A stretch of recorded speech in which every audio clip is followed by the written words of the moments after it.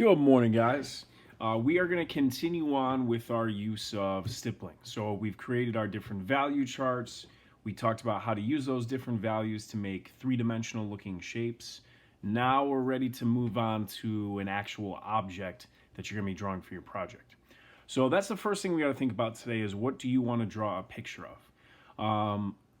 We want it to be pretty simple since this is probably the first time that you've done something like this.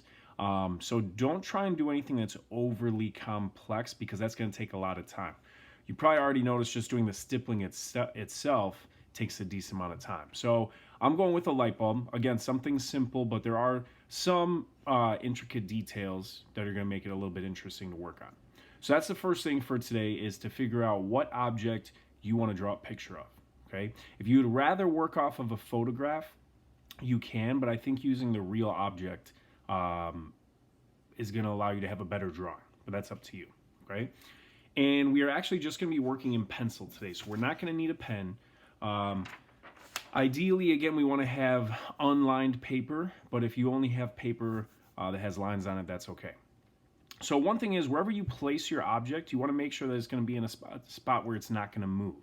And ideally, you want to have it right in front of your paper, okay?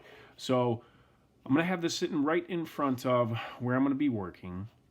And what I'm going to do is I'm not going to make this drawing really large because, again, the stippling does take a decent amount of time. We want it to be about half a sheet of paper in size. So you don't have to fill up your entire sheet of paper with your drawing.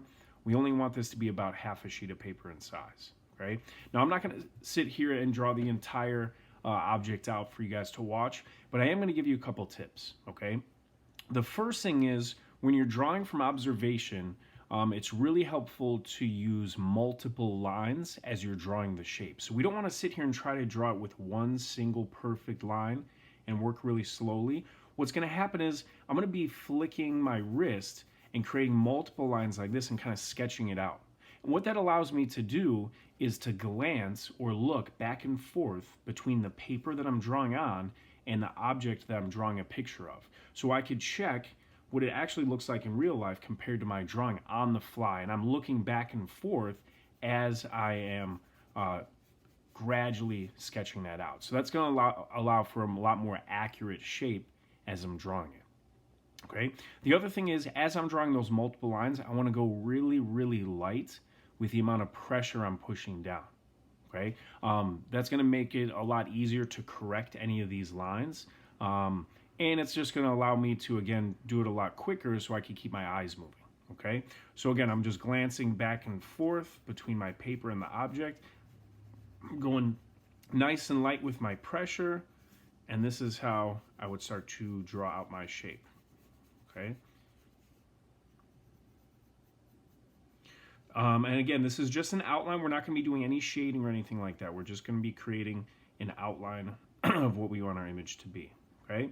So that's kind of what it would look like. I would continue to draw in the rest of my details. Again, I'm not going to come back in and shade or anything like that. I just want to draw my object as a line drawing. So just an outline and some smaller details on the inside. As long as it's lines, it's fine. About a half a sheet of paper in size, making sure that you're slowly working out the line by using multiple lines and don't go too hard with the pressure.